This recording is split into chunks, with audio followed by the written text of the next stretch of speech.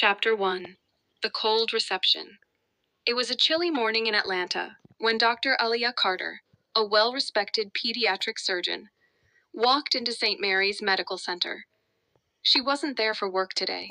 She was there for her 6-month-old daughter, Imani, who had been running a high fever as she approached the reception desk. She adjusted Imani's pink blanket and gave a tired but polite smile to the nurse on duty, Karen Whitmore Karen, a middle-aged woman with sharp, blue eyes and thin lips pressed into a frown, barely looked up. Instead, she glanced at Alaya and her child, her expression shifting into something cold and disapproving. "Can I help you?" Karen asked, her voice laced with impatience. "Yes," Alia said, keeping her tone calm. "My daughter has had a persistent fever, and I'd like to get her seen as soon as possible." Karen scanned Alaya from head to toe, her natural curls, her deep brown skin, and the designer coat she wore no insurance card. Karen asked dryly. Alaya frowned. "I have it right here." She pulled out her wallet and handed over the card. Karen barely glanced at it before sighing dramatically. "Well, we're a bit full today." "You people always come in at the last minute, expecting priority." Alaya stiffened. "Excuse me, you heard me," Karen muttered, clicking at her keyboard aggressively. "Maybe if you had taken your child to a doctor earlier, instead of waiting for the emergency room to fix everything, we wouldn't be so backed up." Alaya clenched her jaw, keeping her composure. She had encountered racism before, but there was something particularly venomous about Karen's tone I'd appreciated. "If you could just check us in," Alaya said. Evenly, Karen scoffed. Yeah. Just take a seat. A doctor will see you when they have time."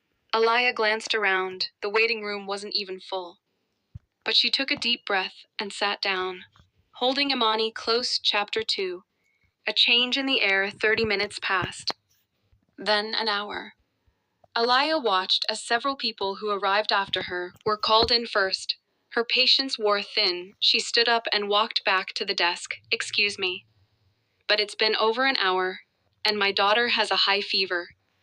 I see others being called in before us." "Is there a reason for that?" Karen barely looked up. "I told you. We're busy." Alaya exhaled sharply. "I need to speak to the attending physician on call." Karen smirked. "Oh, so now you suddenly think you're a doctor?" "Lady, just sit down and wait like everyone else." Alaya's patience snapped. She pulled out her hospital ID badge and placed it firmly on the counter. It read, "Dr. Alia Carter, Chief Pediatric Surgeon, St. Mary's Medical Center." Karen's face turned ghost white. Chapter 3. The realization. Karen's mouth opened and closed like a fish gasping for air. "Oh, hi, I didn't realize," she stammered. "No, you didn't, nay," Alia said, her voice steady but cutting. "Instead, you assumed. You saw my skin and made a judgment. You delayed treatment for a sick child because of your prejudice." Karen swallowed hard. I was just following protocol. Don't insult me," Alia interrupted. "I work here. I know exactly how things are supposed to run. And I know that if I were a white woman standing here, my child would have been seen an hour ago." Karen's face burned red with shame at that moment. The hospital administrator, Dr. Jonathan Reeves, walked by. He saw Alia and smiled. "Dr. Carter, what a surprise to see you here." "Everything all right?" Alaya gave a tight smile. "Not exactly. I was just explaining to Nurse Whitmore how her behavior has been unacceptable." Dr. Reeves frowned. "What happened?" Alaya crossed her arms. "Blatant discrimination, deliberate negligence, and an attitude that has no place in a hospital," Karen stammered. Dr. Reeves, I didn't know she was it. Shouldn't matter who I am," Alaya said sharply. "Every patient should be treated with respect and urgency, regardless of their background." Dr. Reeves' face darkened. He turned to Karen. "My office." Now Karen's eyes widened with panic. She looked at Aliyah, then at Dr. Reeves, before scurrying away. Chapter 4.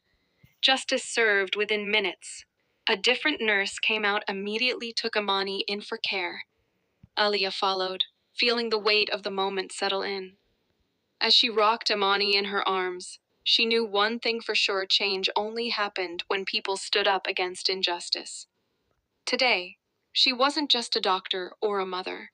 Today, she was a lesson that racism has consequences. And Karen, she would never make that mistake again. The end morale of the story: never judge people by their appearance. You never know who you're disrespecting, and you never know when your ignorance will cost you everything.